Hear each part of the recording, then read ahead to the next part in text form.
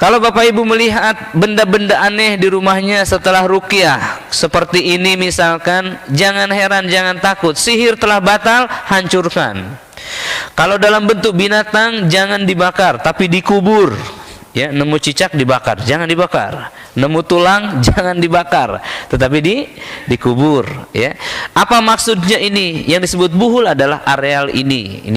Ya, tali ini. Dalam bahasa Arabnya uqad. Wa min syarrin naffasati fil uqad. Dan aku berlindung kepada Allah dari wanita-wanita tukang sihir yang meniup kepada ikatan-ikatan. Gitu, itu artinya uqad. Ikatan apa? Ikatan yang menjelma menjadi manusia. Maka kalau di sini uqadnya adalah jahitan-jahitan ini uqadnya. Jadi cara menghancurkannya, kalau dia muncul gunting ininya, maka yang ini pun sama, ya, digunting ikatannya seperti itu. Nah, ini contoh buhul sihir yang ditemukan di mana?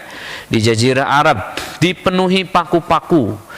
Maka peruqyahnya melepaskan paku-paku tersebut. Saya ingin perlihatkan Bapak sekalian buhul-buhul sihir lainnya yang sedang hangat dibicarakan di media sosial. Di Aljazair ada seorang dukun yang telah mati, ya, dan kemudian dibongkar rumahnya, ternyata banyak buhul-buhul sihir yang berserakan di rumahnya. Sebentar, saya coba tracking ke bawah. Terlihat, ya. Baik, ada buhul-buhul sihir yang berserakan di rumahnya, ya. Ini dia, barakallahu fiik. Sebentar ya, Pak sekalian, ketika menjelaskan ini, lihat di sini, ya. Tujuannya Bapak sekalian, buhul sihir adalah media komunikasi antara setan dengan dukun, ya. Jadi jika dukun dapat order untuk menyakiti pinggang seseorang, maka dia tidak bicara kepada jinnya, jin tolong tusuk pinggangnya, enggak, tetapi dia tusuk bonekanya. Dilihat, bonekanya ditusuk di pinggangnya, maka orangnya seperti ditusuk jarum. Ibu ada enggak yang kepalanya seperti tusuk-tusuk jarum? Contoh, ya. Baik, maka apa yang terjadi, itu adalah media komunikasi antara tukang sihir dengan bangsa jin, ya. Nah, ini adalah hasil rajia dari seorang dukun yang telah mati di Aljazair. Lihat contohnya. Kira-kira apa yang terjadi dengan korbannya? Digembok apanya ini? Ini sihir arabtu, sihir yang menghalang hubungan suami istri. Luar biasa, ya. Keji. Lihat lagi berikutnya Bapak dan Ibu sekalian, ya. Seorang anak yang dibuat lumpuh, diikat apanya? Tangannya, ditusuk pahanya, disakiti, dicekik lehernya. Ini bukan ide manusia, ini ide siapa? Ide setan, ya. Ini namanya buhul-buhul sihir. Juga lihat seperti ini. Jadi ini nyata Bapak sekalian, ya, tukang sihir itu nyata adanya dan dia bekerja. Sihir adalah profesi, ya, diikat. Ini di mana? Aljazair. Ya, ini korban-korban sihirnya yang entah di mana dia sakit, ya. Bapak sekalian, nah, buhul-buhul sihir ini tidak perlu dicari, dia akan datang kapan? Ketika sihirnya hancur. Perhatikan, ketika sihirnya batal. Ini apa? Kura-kura. Jadi fotonya ketika dimasukkan ke dalam kura-kura, maka kemungkinannya orangnya itu seperti terkurung di suatu tempat. Begitu, ya, contoh filosofinya. Nah, ini sepasang suami istri, ya. Entah apa ini maknanya, yang mengetahui adalah tukang sihirnya. Baik, ada yang merinding nggak lihat ini? Ada nggak? Biasanya kalau orang kena sihir, dia ikut merespon tubuhnya. Baik, sekalian, cukup, ya, gambar-gambar tentang apa ini buhul sihir. Oke, jadi tahapan menghancurkan sihir, Pertama apa? Berdoa. Ada juga yang dari Al-Quran dulu, dengerin Al-Quran dapat berkah, lalu dapat ilmu untuk berdoa. Ada juga yang berdoa dulu, ya Rob tunjukkanlah hamba seseorang yang mengajarkan hamba, kan begitu ya.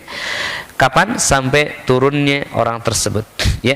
Maka kemudian setelah diruqyah, ruqyahnya istiqomah sampai sihirnya batal. Setelah sihir batal, cirinya munculnya buhul. Buhulnya apa? Ini bentuk-bentuknya. Lihat di sini ada bentuk-bentuk lain Bapak sekalian. Ya. Bentuknya apa? Ada buhul yang gaib, yaitu di dalam jiwa manusia. Contohnya Anas. Anas melakukan dosa terus menerus. Ya, dosanya apa tadi? Ya, syahwat di kemaluan. Itu namanya buhul. Jadi selama Anas dari usia 14 ke 17 itu onani, mohon maaf, itu namanya buhul juga. Dia tidak bisa lepas daripada nikmatnya rasa dosa itu. Dosa itu mengandung zat adiktif ya di dalam akal kita, meracuni akal kita. Dari usia 17 sampai usia 21 ya, dia kemudian dari usia 23 sampai usia 35 dia berzina dengan zina besar ya. Itu juga dosa, ada zat adiktifnya sekalian. Maka itu namanya buhul jiwa. Buhul apa? Buhul nafsu. Ada di dalam nafsu. Jadi kalau ibu terbiasa melawan dengan suami, segala hal melawan, itu namanya buhul juga. Hancurkan buhul itu. Kapan bisa dihancurkan? Setelah Anda sadar bahwa itu adalah satu kesalahan. Ya, betul ya. Bentuk buhul ya. Ada juga memang ikatan dalam bentuk ajimat. Nah, ini tidak mengada-ngada ya, betul. Warisan pedang, keris dari leluhur, tombak berupa crown ya, berupa gelang, berupa mungkin barang-barang yang lain yang diwariskan turun temurun. Ini juga ikatan yang harus dipecahkan. Ada seorang wanita di Makassar ya, beliau sudah 5 tahun mengenal rehab hati, bahkan join sebagai divisi muslimah rehab hati. Di tahun keempat jinnya baru muncul. Kapan itu muncul? Ketika kita bahas ini. Ketika bahas ini saya sampaikan ada buhul itu dalam bentuk warisan pusaka-pusaka. Itu juga buhul, ikatan. Rantai ikatan jin keturunan. Maka beliau begitu, ketika mendengarkan itu beliau begini. Wajahnya memerah karena memang putih ya, dan juga terengah-engah. Saya bilang, kenapa? Ini ada yang marah Ustaz. Saya bilang, ya udah lepaskan aja, lalu menyeringai. Lalu saat diruqyah dia muncul berdiri mau menerkam.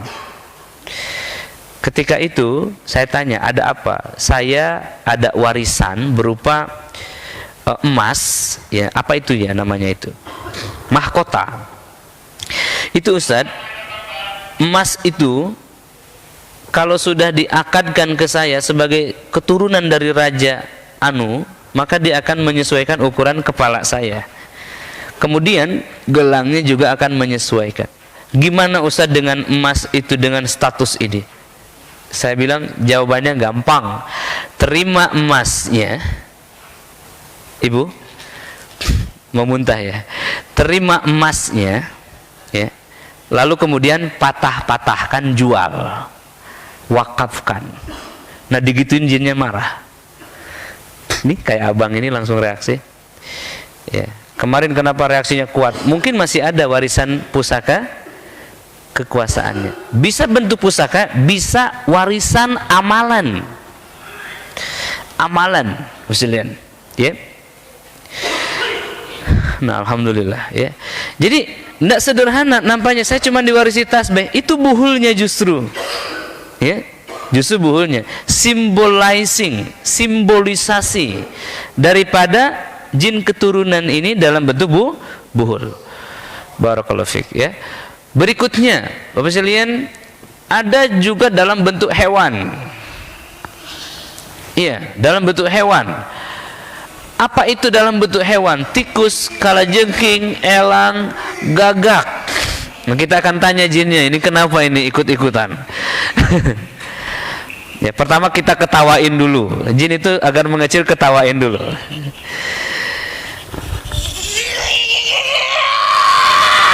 Ya, oke, saya dengan kamu ini. Ada mic-nya enggak? Om Jin, mau masuk YouTube? Ya. Oke, hey. Oke, saya bertanya sama kamu ini. Kamu mau bicara kan? Makanya muncul, ya? Ya. Kenapa kamu merasa sakit? Kenapa kamu merasa sakit? Kamu sakit apa sedih? Hey.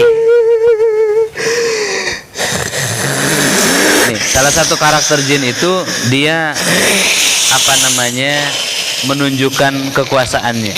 Dan langsung jawab itu maksudnya ya terserah gua gitu kan bahasanya. Gitu maksudnya. Padahal dia kesakitan.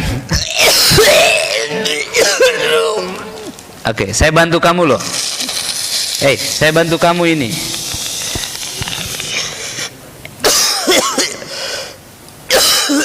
Oke, ya kita bantu saja kalau gitu ya. A'udzu billahi minasyaitonir rajim. Lihat Al-Falaq ya, menghancurkan ikatan-ikatan sihir. Bismillahirrahmanirrahim. Qul a'udzu birabbil falaq min syarri ma khalaq wa min syarri ghasikin idza waqab wa min syarri naffasati fil 'uqad wa min syarri naffasati fil 'uqad wa min syarri hasidin idza hasad. Bismillah. Ini orangnya sadar, jadi dia dorong sesuatu yang mendesak di lehernya ke tenggorokan. Maka saya bantu. Bang, Bismillah. Ini kemarin jatuh waktu jalan ke sini. Bang Nenden, ya. Fauji, salah lagi. Ayo bangun. Ayo bang, bangun. Jinnya nggak mau ngomong, kita ngobrol sama orangnya. Bang Fauji, gimana tadi? Lagi bahas apa tadi? Lagi bahas buhul-buhul. Gimana? Apa perasaannya? Gimana? Ceritanya gimana? Bismillah. Tiba-tiba. Maaf Ustaz. Iya. Tiba-tiba mual lah ya. Mual batuk. Kayaknya mual saya batuk. lebih fokus ke yang buhul jiwa kayaknya Ustaz. Buhul jiwa. Apa itu kira-kira? Boleh tahu nggak bocorannya? Gimana Ustaz maksudnya? Buhul jiwanya apa? Apa ya? Kalau itu aib jangan. Lebih ke aib sih Ustaz. Aib, sudah. Oke. Lihat teman-teman sekalian. Bagus enggak beliau Fauji ini? Bagus tidak? Beliau ada nafsu yang dilampiaskan, entah apa, tapi itu aib. Tapi dia sadar ketika itu adalah buhul ikatan setannya. Lalu kemudian jinnya keluar. Kenapa jinnya keluar? Kenapa jinnya keluar? Tidak punya harapan lagi, tidak punya rumah lagi. Begitu ya? Bisa dipahami ini? Barakallahu fiik ya. Semoga istiqomah. Itu cara melepaskan zat adiktif dosa di dalam diri seseorang, apalagi anak muda, Fauji. Jinnya langsung putus asa. Kenapa? Dia nggak punya tempat lagi di situ.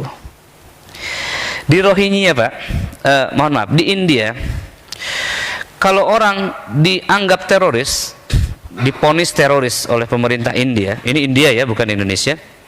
Lalu kemudian didatangkan pasukan untuk menangkap siapa?